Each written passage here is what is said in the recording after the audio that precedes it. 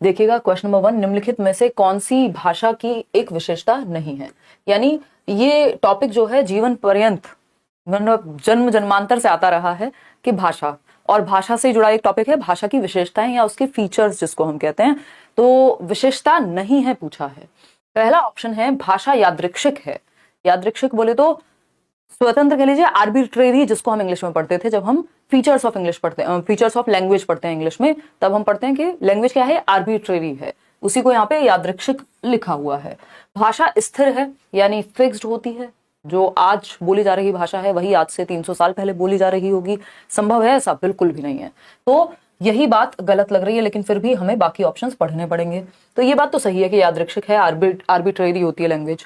भाषा स्थिर है, ये बात हमें सही नहीं लग रही। सी ऑप्शन को चेक करेंगे। भाषा सांस्कृतिक अनुभवों पर आधारित होती है, यानी जो कल्चरल एक्सपीरियंसेस हैं, जिस संस्कृति में हम रह रहे हैं, क्या नहीं होती आधारित? बिल्कुल होती आधारित, है ना।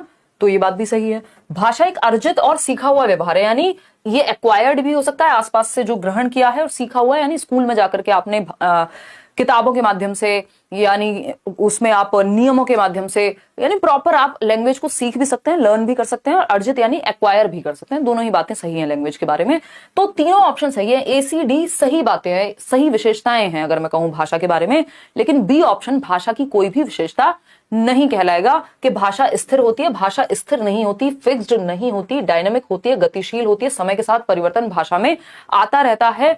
हर साल हम देखते हैं ऑक्सफोर्ड डिक्शनरी से लेकर के और डिफरेंट जो जिनको हम एक रिकॉग्नाइज्ड डिक्शनरी मानते हैं या लैंग्वेज के जिन लोगों को हम विशेषज्ञ मानते हैं, समय के साथ भाषा परिवर्तित होती रहती है, समय के साथ चेंजेस आते रहते हैं। जिन शब्दों का इस्तेमाल आज के समय में हम करते हैं, आज से 20 साल पहले भाषा वैसी नहीं हुआ करती थी। तो भाषा का जो क्या कहें स्वरूप है वो परिवर्तित होता रहता है। और ऐसा हम मूवीज में भी देखते हैं, ऐसा हम इवन जो टीवी सीरियल्स हैं वहां पर भी देखते हैं, ऐसा हम अखबारों में भी देखेंगे। लगभग सभी जगह पर आज से 50 साल पुरानी आप एक मूवी देखिए और हिंदी वहां भी बोली जा रही होगी, लेकिन वो हिंदी डिफरेंट होगी आज की किसी एक मूवी से। तो मतलब क्या हुआ कि भाषा स्थिर नहीं है। भाषा का जो स्वरूप है, विशेषता है, वो स्थिर होना नहीं है, ये समय के साथ परिवर्तित होती है, डायनेमिक है, गतिशील है। तो B option is the right answer.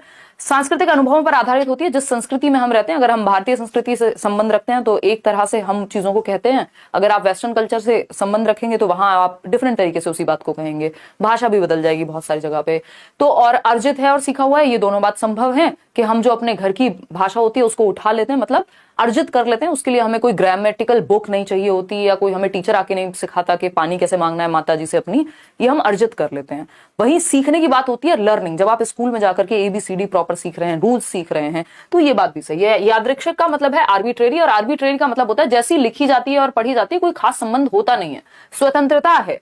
अगर हम भाई आग में लिखा थोड़ी है, जो आग को हम इस तरह से लिख रहे हैं, आपके दिमाग में एक मेंटल रिप्रेजेंटेशन बनी होगी आग की, है ना। तो और इस आग को हम आग कहकर ही बुलाएंगे, कोई ऐसा जरूरी तो नहीं है ना।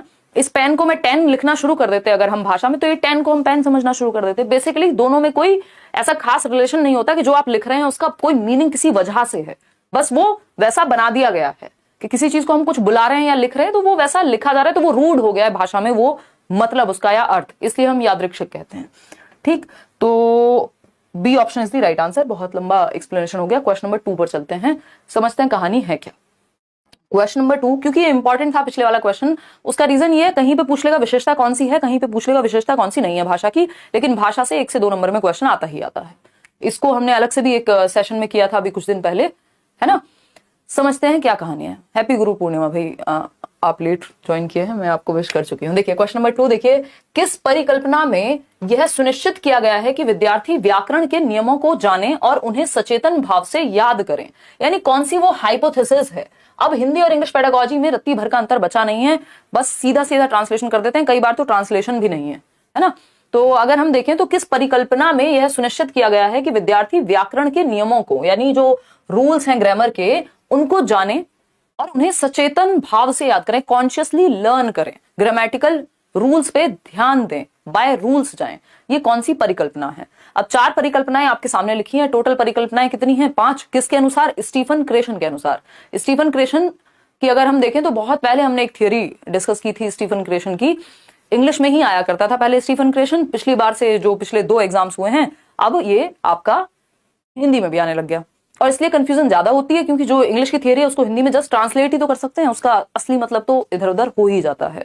तो आप जवाब दीजिए, कितने लोग 40% लोग ए उत्तर दे रहे हैं, जो कि मुझे लगता है कि सही है कि गलत है ये तो अभी नहीं बता पाऊंगी मैं, नहीं, क्योंकि मैं बताऊंगी तो फिर आप उसी हिसाब से आंसर को मार्क करना शुरू कर देंगे। A option, A option, A option.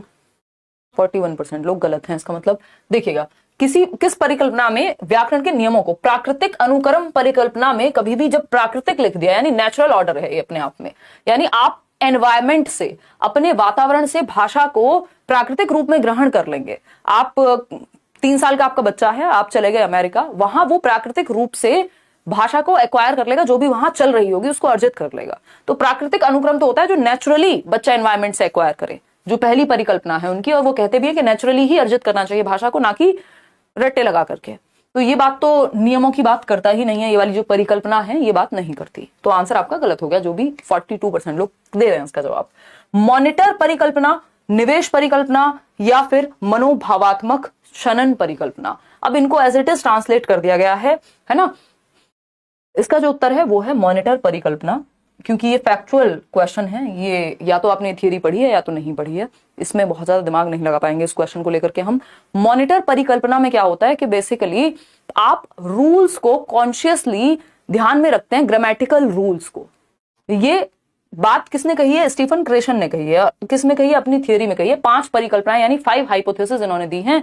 ये थियरी आपको हिंदी में भी ऐसी पढ़नी है और इंग्लिश में भी ऐसी पढ़नी है, बस हिंदी में ट्रांसलेट होकर आ जाएगी और इंग्लिश में आपको नेचुरली जैसी है वैसी ही है। स्टीफन क्रेशन अभी जीवित हैं, लिंग्विस्ट हैं एक, और ये कहते हैं कि भाई आप एनवायरमेंट दे दो तो दूसरी भाषा को भी ऐसे ही एक्वायर कर लिया जाएगा जैसे पहली भाषा को करते हैं। जिसको आप लोग सही जवाब दे रहे थे, मतलब जो फर्स्ट ऑप्शन दे रहे थे, वो ये कह रहे थे कि एक्विजिशन और लर्निंग हाइपोथेसिस जो नेचुरल ऑर्डर में होती है उसकी बात हो रही थी यहाँ पे। तो नेचुरल ऑर्डर में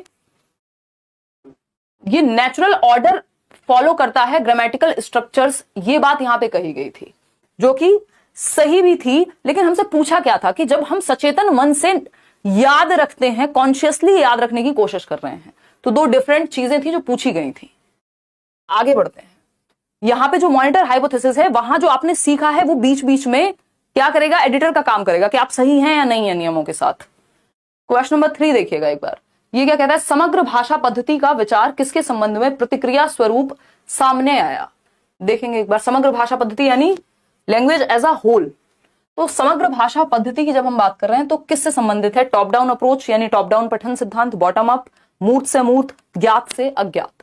बताइएगा एक बार, फटाफट से जवाब देंगे। ABCD सब मिक्स दे रहे हैं। हाँ, कोई बात नहीं अभिलाषा, कमेंट तो कहाँ ही पढ़ पाते हैं यार सबके। हाँ, आज तो जल्दी आ गया, आप रूपा कह रहे हैं। हाँ बिल्कुल, आज समय से स्टार्ट किया, बल्कि कल से कोशिश करेंगे 9 बजे ही स्टार्ट करें। BC मिक्स्ड आंसर्स इसमें आपके आ रहे हैं। तो टॉप डाउन पठन या फिर बॉटम अप पठन, इन दोनों में से कुछ एक होगा। रीडिंग को लेकर के यही रहता है।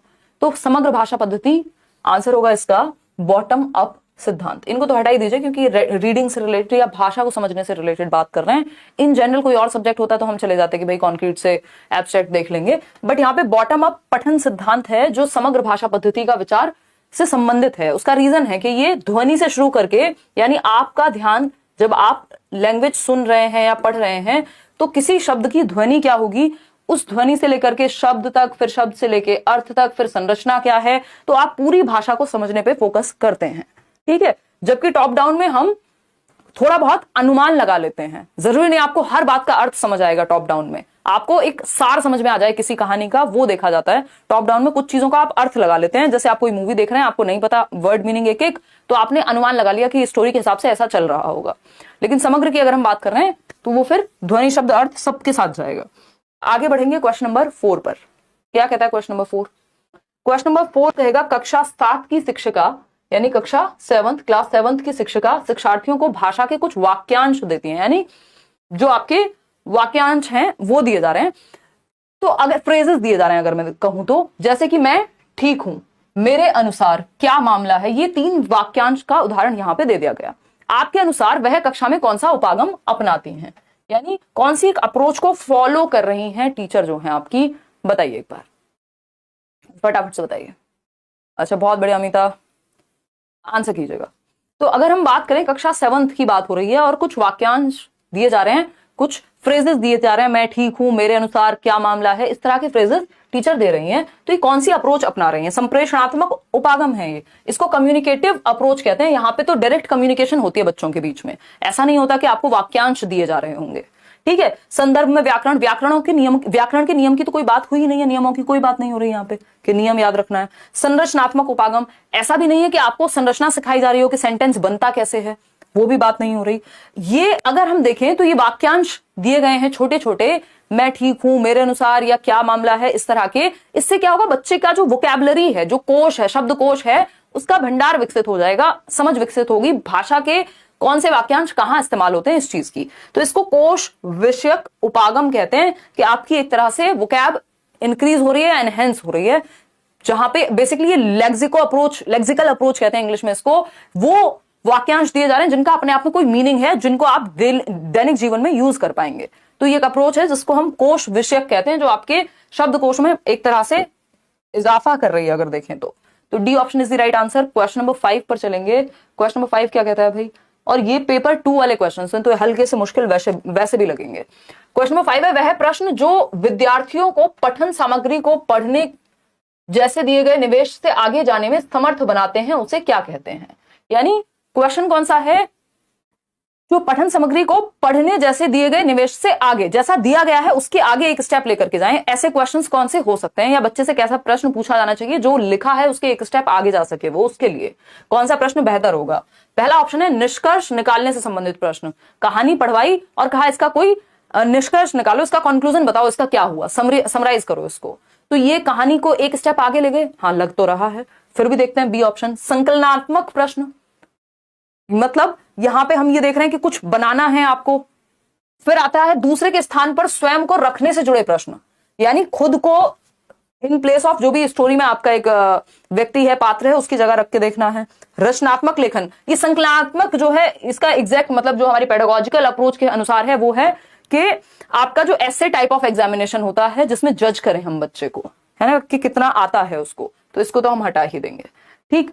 दूसरा निर्माणात्मक होता है, जिसको मैं इसको पढ़ के पहले समझ रही थी, फॉर्मेटिव असेसमेंट, वो नहीं है, ये ऐसे है। रचनात्मक लेखन पत्र के क्रिएटिव राइटिंग लिख दे बच्चा। तो यहां पे बात हो रही है आगे जाने में समर्थ, जो आज का समय है पढ़ने से एक स्टेप आगे जाएगा बच्चा। तो पढ़ने से एक स्टेप आगे जाने का मतलब लिखना नहीं होता, सोचने के स्तर पे एक स्टेप आगे जाने की बात हो रही है, यानी दूसरे के स्थान पर स्वयं को रखने से जुड़े प्रश्न। बच्चा खुद को हमेशा ऐसा करते हैं, आपने देखा होगा टीचर्स को, या फिर जब हम पेडागोजिकल क्वेश्चंस करते हैं कि हम बच्चे को उस कहानी के पात्र के स्थान पर रखने के लिए कहेंगे, या जो भी कहानी है उसका अंत जो है परिवर्तित करने को, स्टोरी का एंड है उसको चेंज करना होगा बच्चे को, तो वो कैसे करेगा? उसमें क्या होगा, बच्चे की क्रिएटिविटी लगेगी, सृजनात्मकता लगेगी, रचनात्मकता लगेगी, दिमाग खर्च होगा, इमेजिनेशन कल्पना शक्ति लगेगी, और सोच पाएगा, वो सोचने पे मजबूर होगा, एक तरह से मेटाकॉग्निटिव एबिलिटीज भी यूज होंगी। तो दूसरे के स्थान पर स्वयं को रखने से जुड़े प्रश्न, एक तो एम्पैथी आएगी इससे, एम्पैथी बोले तो समानुभूति, तो वो महसूस कर पाएगा उस कहानी में, सच में खुद को इन्वॉल्व कर पाएगा, और एक स्टेप जाकर के फिर आप लिखवा लीजिए चाहे उसके बाद जो आपको करना है कराइए, लेकिन आपने बच्चे की सोच को विकसित कर दिया, तो वो एक स्टेप आगे हो गया जो आपने पढ़ाया था उसके, ठीक है ना। तो सी ऑप्शन सबसे बेहतर प्रश्न है यहाँ पे, कि जब आप बच्चों को कहेंगे कि खुद को उस जगह पे रख के और सोचे। क्वेश्चन नंबर 6 देखिएगा, अ और ब कथनों पर विचार करें। अ कौन सा, ये वही है जो हम असर्शन नहीं होता, कथन, एक ए स्टेटमेंट है, दूसरा बी स्टेटमेंट है। अब आपको देखना है कौन सा सही है, कौन सा गलत है, दोनों सही है या दोनों गलत है। तो स्टेटमेंट ए में लिखा हुआ है, अकादमिक भाषा विशेषताओं की विशेषता है जो अकादमिक विषयों के लिए विशिष्ट है। यानी जो एकेडमिक लैंग्वेज है उसकी हम विशेषता कहें, या उसके बारे में एक अच्छी बात क्या है कि अकादमिक विषयों के लिए विशिष्ट है, मतलब जो लिटरेरी नॉलेज है आपकी या एकेडमिक लैंग्वेज है, वो जो विषय है वहां, जो एकेडमिक सब्जेक्ट्स हैं उनको समझने में हेल्पफुल होती है, उस चीज की समझ वहां बढ़ जाएगी बच्चे की, जिसको भी एकेडमिक लैंग्वेज पे पकड़ है, लिटरेरी लैंग्वेज आती है, जो कि बात सही है। भाई अगर आपने कभी कोई किताब पढ़ी नहीं है, या आपने वो वोकैबुलरी से आप परिचित ही नहीं है, तो आप कैसे समझेंगे किसी किताब में क्या लिखा है? बात सही है। फिर आती है बी स्टेटमेंट, अकादमिक भाषा के क्षेत्र में व्याकरण, शब्दावली और भाषा के सभी क्षेत्रों के विमर्श हैं। जब हम एकेडमिक लैंग्वेज की बात कर रहे हैं तो वहां एक ग्रामर का भी एस्पेक्ट होगा, दूसरा वोकैबुलरी भी बढ़ रही होगी बच्चे की, इनडायरेक्टली वो ग्रामर भी सीख रहा होगा या डायरेक्टली भी सीख सकता है एकेडमिक लैंग्वेज में। तो और अगर हम बात करें भाषा के सभी विशेष क्षेत्रों के विमर्श हैं, यानी अगर आपको लिटरेरी नॉलेज है या फिर एकेडमिक लैंग्वेज पढ़नी आती है, तो अगर आप विज्ञान विषय पढ़ रहे होंगे तब भी आप भाषा का इस्तेमाल कर रहे होंगे, जब आप गणित पढ़ रहे होंगे तब भी भाषा के माध्यम से समझ रहे होंगे। तो दोनों ही बातें यहाँ सही लग रही हैं हमें, जो कि 81% लोग आप लोग सही उत्तर दे भी रहे हैं। अ और ब दोनों सही हैं, क्योंकि कोई भी बात गलत यहाँ पे नजर नहीं आ रही दोनों स्टेटमेंट में से। देखिएगा क्वेश्चन नंबर है 7, चित्रबोध किसे बढ़ावा देने के लिए प्रभावशाली है? चित्रबोध बोले तो ये पिक्चर रिकॉग्निशन, ये चित्र है मान लीजिए आपके सामने एक, किसका? पेंसिल का। अब ये किस चीज को बढ़ावा देने के लिए यूज होता है? आपने देखा होगा बच्चों की जो बुक्स होती हैं उसमें काफी चित्रों का प्रयोग होता है। इवन हम बिग पिक्चर बुक्स भी बोलते थे ना, बिग पिक्चर बुक्स याद आ रही है किसी को? बिग बुक्स बोला जाता है, किस चीज के काम आती थी वो? यानी जिसमें पिक्चर्स का बहुत भरपूर इस्तेमाल हो, और बच्चों की किताबों में ऐसा होता है। वो पिक्चर्स, वो चित्र क्यों हैं, किस चीज के लिए? आपने पेंसिल देख करके बस तुक्का लगा दिया और ज्यादातर लोग कहने लग गए कि डी ऑप्शन सही है, जो कि एकदम गलत है। भाई चित्रबोध, ये देख के आप क्या पहचान पाए कि ये पेंसिल है? तो इससे क्या होता है, बच्चे का पढ़ने का बोध बेहतर होता है, उसकी रीडिंग स्किल बेटर होती है, कि जब उसको पढ़ने में कठिनाई भी हो रही होती है एक कहानी को, तब भी वो देख रहा है कहानी के बॉक्सेस बने हुए हैं, एक इसमें स्टेप में ये कहानी चल रही थी, 2 लाइन लिखी हुई थी साथ में, फिर अगली पिक्चर बनी हुई है और 2 लाइन लिखी हुई है साथ में। तो बच्चे की पठन क्षमता बेहतर होती है इसमें, है ना? कह रहे हैं हिंदी भी इंग्लिश में ट्रांसलेट होकर आनी चाहिए। शालिनी, थोड़े दिन आप आदत डालोगे ना समझने की, इसलिए मैं ट्रांसलेट करती भी हूँ बीच में, तो वो आप अपने आप कनेक्ट कर जाओगे, क्योंकि टॉपिक्स वही हैं, ठीक है ना? तो चित्रबोध पढ़ने में सहायता करते हैं बच्चे की, ना कि लिखने में।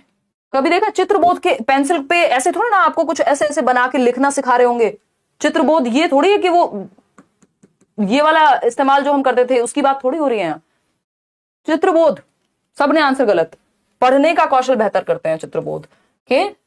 स्टोरी के साइड में आपको पिक्चर बनी हुई होती है। जब आप बच्चे को एप्पल पढ़ना सिखा रहे हैं तो बच्चे की बुक्स में, जो छोटे बच्चे हैं उनकी बुक्स में कभी भी ऐसा नहीं होगा खाली ए फॉर एप्पल लिखा होगा या फिर अ से अनार लिखा होगा। उस अ के साथ एक पिक्चर बनी हुई होगी, या तो अनार की या फिर एक बड़ा सा अ बना होगा। तो चित्रबोध का पर्पज ही ये है कि बच्चा पढ़ना सीख जाए, दिमाग में वो ब्रेन में एसोसिएट हो जाए। जब ज से जल भी लिखा हुआ है तो जल की एक वहां चित्र होगा जिसको देख करके बच्चे के दिमाग में बैठ जाए, वो ज और जल दोनों का संबंध बन जाए, प और पेंसिल दोनों का संबंध बन जाए, दिमाग में पढ़ने के लिए आसानी हो जाए। लिखने की बात नहीं हो रही है, यहां पर गलत समझ गए आप इसको। C option is the right answer. आगे बढ़ेंगे क्वेश्चन नंबर 8 पर। क्या कहता है भाई क्वेश्चन नंबर 8? देखिएगा एक बार, 15 ही सवाल कर रहे हैं ताकि अच्छे से शांति से समझ करके तब आगे बढ़ सकें हम, ठीक। क्वेश्चन नंबर 8 है, किसी एक भाषा की कक्षा में, यानी कोई भी एक लैंग्वेज की क्लासरूम है, निम्नलिखित में से क्या सबसे अधिक उपयुक्त है, यानी सबसे बेहतर क्या होगा इन 4 ऑप्शंस में से? बताइएगा एक बार। हिंदी की प्रैक्टिस थोड़ी ज्यादा करने की जरूरत है, इसका मतलब इस बार हमें। देखिएगा,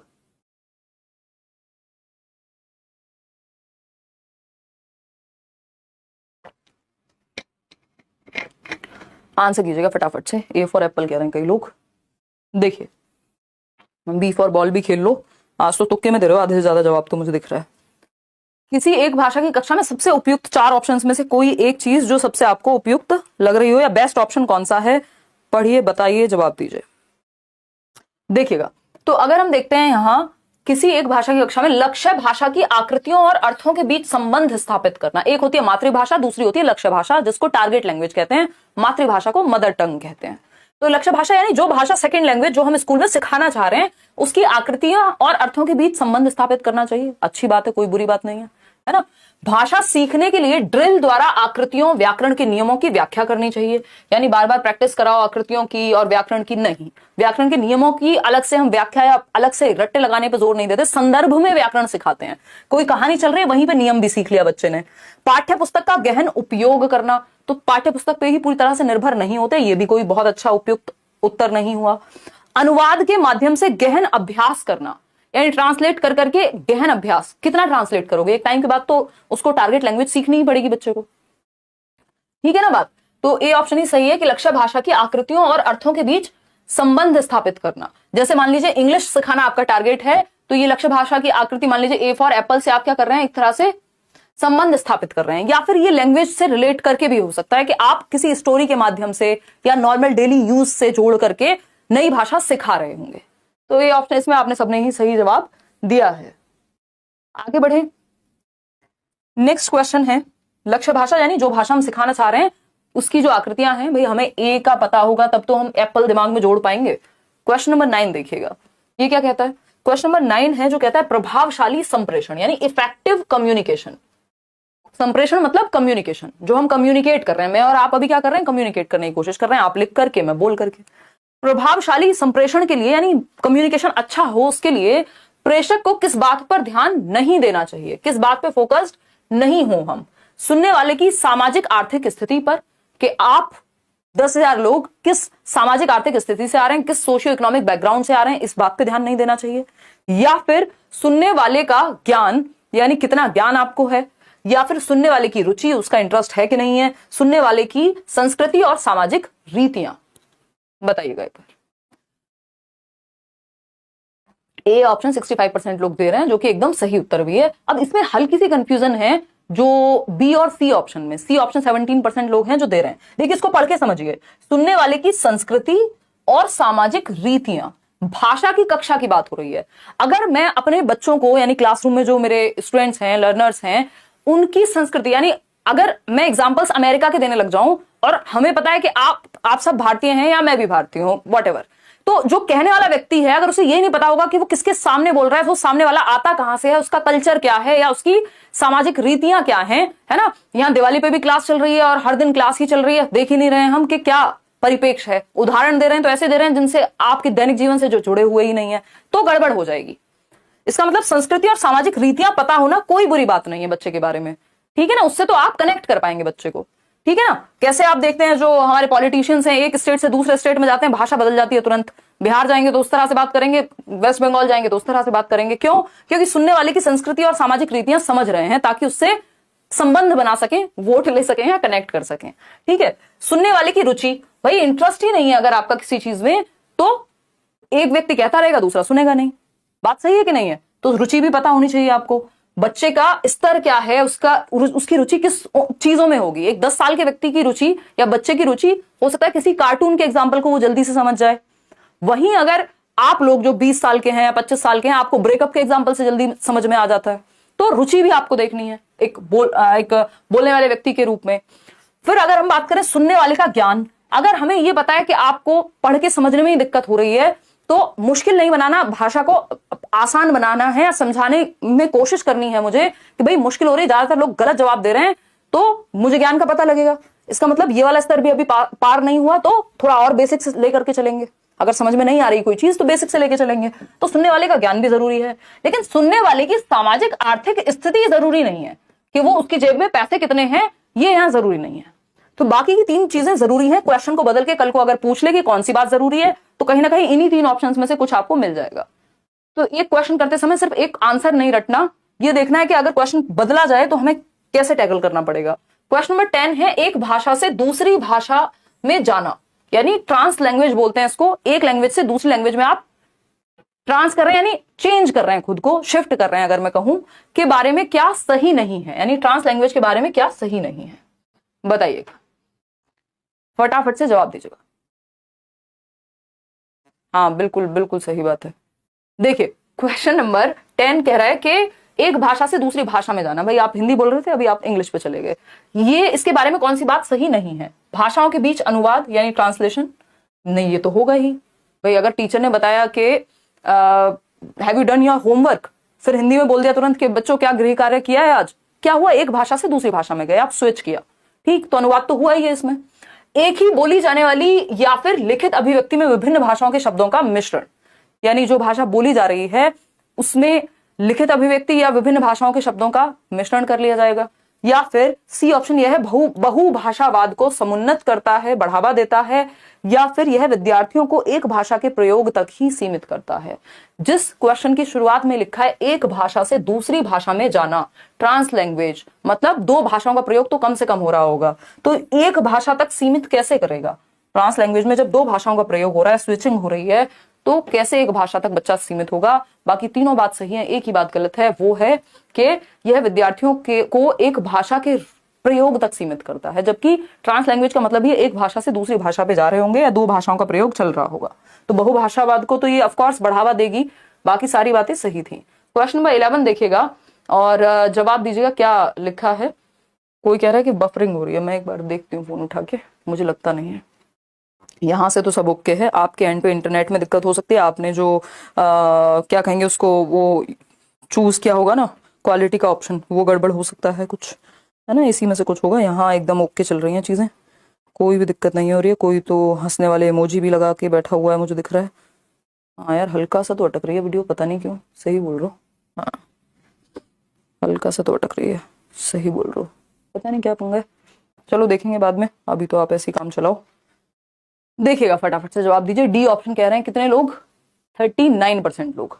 देखिए, छठी कक्षा के कुछ विद्यार्थी सीखने की अक्षमता से पीड़ित हैं, यानी लर्निंग डिसेबिलिटी है। डिसलेक्सिया हो सकता है, डिसकैलकुलिया हो सकता है, डिसमॉर्फिया हो सकता है, डिसग्राफिया हो सकता है, यानी लिखना पढ़ना कैलकुलेट करना, भाषा को समझना, कुछ भी हो सकता है, डिस्फेजिया।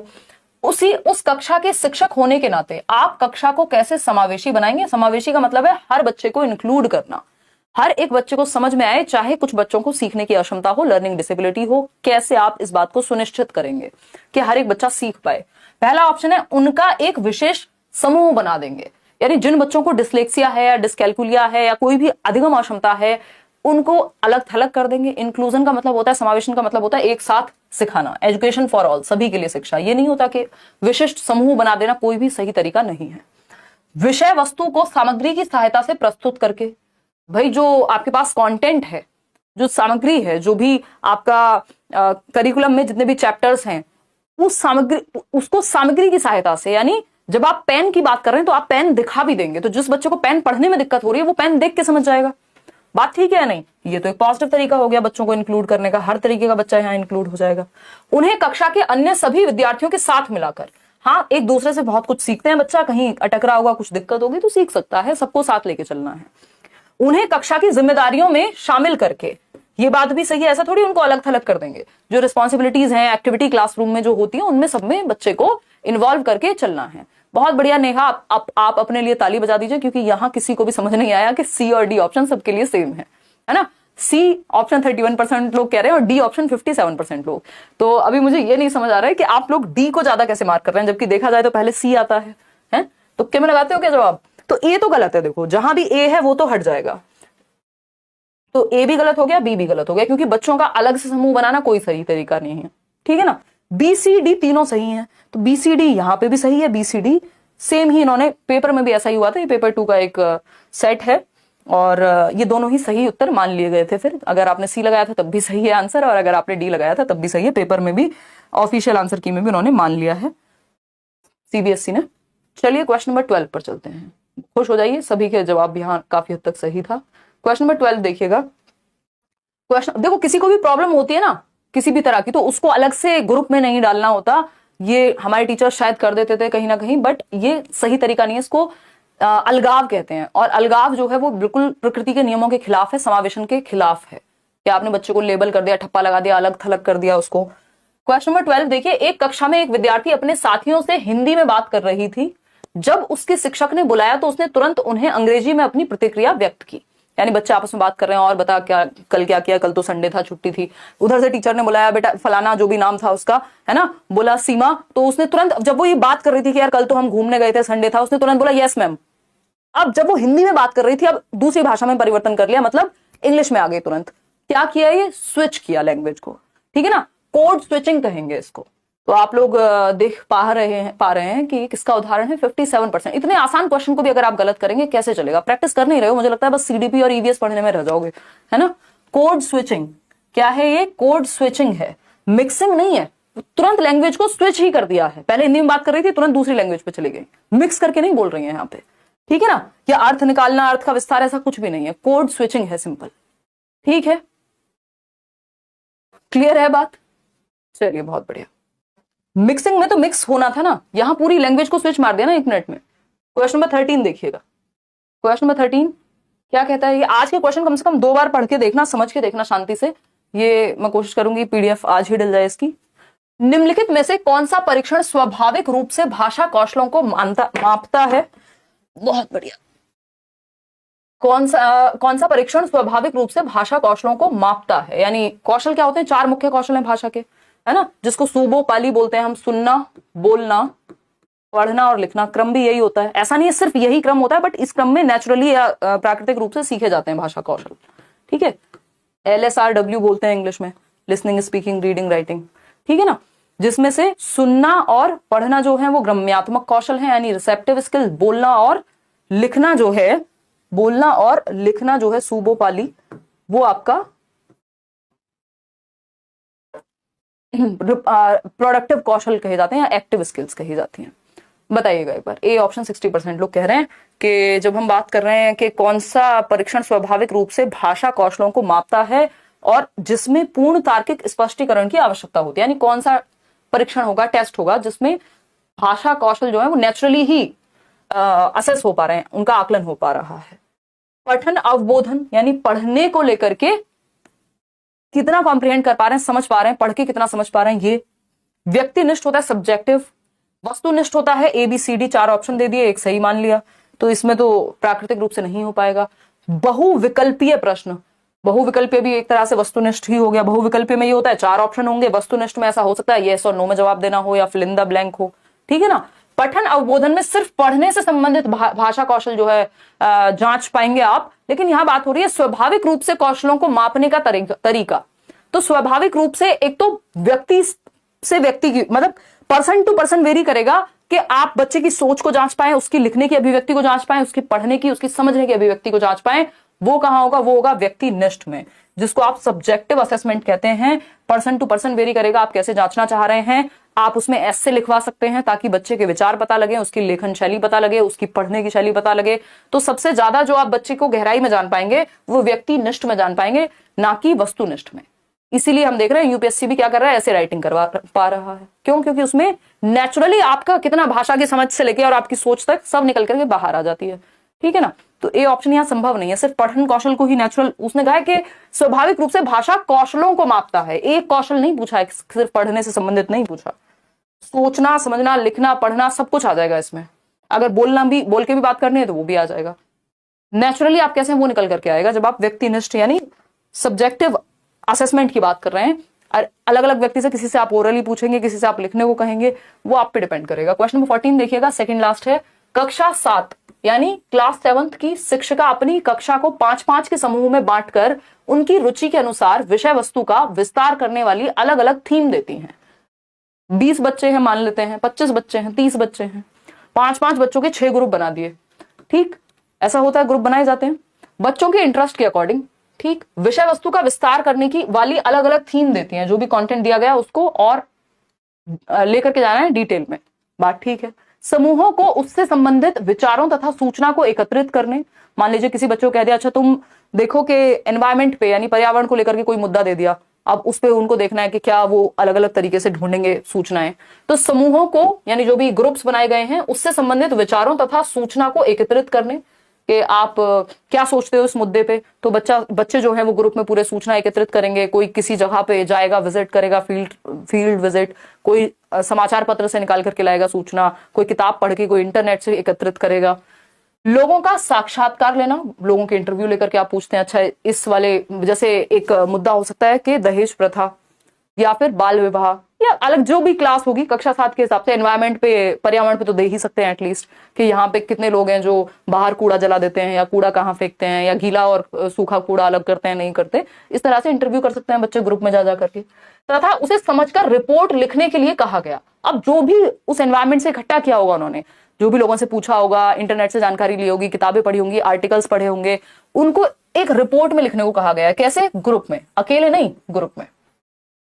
विद्यार्थियों को संलग्न करने वाली इस गतिविधि को क्या कहेंगे? जिसमें बच्चे ग्रुप में एक्टिव थे, इस एक्टिविटी को कहेंगे क्या? परियोजना कार्य यानी प्रोजेक्ट वर्क, प्रदत्त कार्य, होमवर्क हो गया ये, समूह वर्क यानी ग्रुप वर्क, या फिर पोर्टफोलियो कार्य। अब इसमें बहुत ही बढ़िया बात है कि आप में से कई सारे लोग कंफ्यूज हैं। देखिए, पोर्टफोलियो या सिर्फ होमवर्क इसको हम कह नहीं सकते। पोर्टफोलियो में तो किसी बच्चे की कोई विशेष चीजें हैं वो आप लिखते हैं एज अ टीचर। बच्चा थोड़ी जो काम किया उसका वो पोर्टफोलियो कार्य नहीं है ये, है ना, कहीं से भी। तो यहाँ पे 2 चीजें हो सकती हैं, या तो ये परियोजना कार्य है या ये समूह कार्य है। अब क्योंकि सिर्फ समूह कार्य, तो समूह कार्य तो कोई भी हो सकता था। अगर यहां परियोजना कार्य ऑप्शन में नहीं होता, यानी प्रोजेक्ट वर्क ऑप्शन में नहीं होता, तब आप किसके साथ चले जाते कि ये एक समूह वर्क है, क्योंकि प्रोजेक्ट वर्क हमेशा होता ही ग्रुप में है ना। प्रोजेक्ट वर्क, अगर हम बात करें प्रोजेक्ट मेथड की, तो WH किलपैट्रिक ने दिया था, है ना, जिसमें बच्चे ग्रुप में एक्टिव होते हैं और किसी एक समस्या पे वर्क करते हैं। तो ये प्रोजेक्ट वर्क है। ग्रुप वर्क इसमें अपने आप ही शामिल हो जाएगा, सिर्फ समूह कार्य नहीं है, कोई भी समूह कार्य नहीं है रैंडम। तो अगर हमारे पास प्रोजेक्ट वर्क में ऑलरेडी समूह कार्य इंक्लूड हो गया, इसमें भी सबने गलती कर दी, उत्तर जो है ए है वो सी नहीं है पॉसिबल। अगर ए नहीं होता, आपको बेहतर उत्तर ढूंढना होता है जिसमें बाकी के समाहित हो जाएं या बाकियों से बेहतर हो जो, तो बाकियों से बेहतर नहीं है। समूह कार्य तो सबसे इजी हो गया कहना देख करके। भारत की शिक्षा में भाषा नीति किस रूप में जानी जाती है, यानी जो इंडियन एजुकेशन है वहां जो हमारी लैंग्वेज की पॉलिसी है उसको हम क्या कहते हैं? बहुभाषिक शिक्षा कहते हैं, यानी मल्टीलिंगुअल एजुकेशन कहते हैं। त्रिभाषा सूत्र यानी 3 लैंग्वेज फॉर्मूला कहते हैं। शिक्षा पाठ्यचर्या में भाषा यानी जो हमारी लैंग्वेज करिकुलम है, लैंग्वेज इन लैंग्वेज करिकुलम, या फिर भाषा नीति में शिक्षा यानी language education in language policy. ऐसा कुछ भी नहीं कहते, हमें बताए क्या कहते हैं? 3 लैंग्वेज फॉर्मूला कहते हैं, जो नेशनल एजुकेशन पॉलिसी 2020 वाली भी जो है वो मानती है कि इसी 3 लैंग्वेज फॉर्मूला को, जिसको 1964 में कोठारी कमीशन ने क्या किया था, रिप्रेजेंट किया था, इसी को बेटर तरीके से इंप्लीमेंट कर दो, फ्लेक्सिबली, लचीले रूप से। आज भी नेशनल एजुकेशन पॉलिसी यही कह रही है कि 3 भाषाएं होनी चाहिए, एक मदर टंग, दूसरी इंग्लिश हो सकती है, तीसरी कोई भी मॉडर्न इंडियन लैंग्वेज हो सकती है, या जहां पे जो मातृभाषा है वो हिंदी नहीं है तो फिर दूसरी लैंग्वेज हिंदी हो जाएगी और तीसरी कोई भी मॉडर्न इंडियन लैंग्वेज हो जाएगी। तो ये एक बात है। बहुभाषिक शिक्षा तो होगी, तो बहुभाषा तो इसमें त्रिभाषा सूत्र में अपने आप इंक्लूडेड है ना भाई। बहुभाषा क्या है? एक से अधिक भाषाएं या 2 से अधिक भाषाएं, तो त्रिभाषा सूत्र में तो ऑलरेडी ही मल्टीपल लैंग्वेजेस आ जाती हैं, तो बहुभाषिक शिक्षा तो यहाँ अपने आप ही आ जाती है। तो और पूछा है शिक्षा में भाषा नीति को किस रूप में जानते हैं, तो शिक्षा में भाषा नीति को किस रूप से जानते हैं? हो सकता है विदेश में, यानी किसी और देश में, अमेरिका में, यूरोप में, वहां की लैंग्वेज पॉलिसी का नाम कुछ और हो, यहाँ की लैंग्वेज पॉलिसी का नाम त्रिभाषा सूत्र है, 3 लैंग्वेज फॉर्मूला।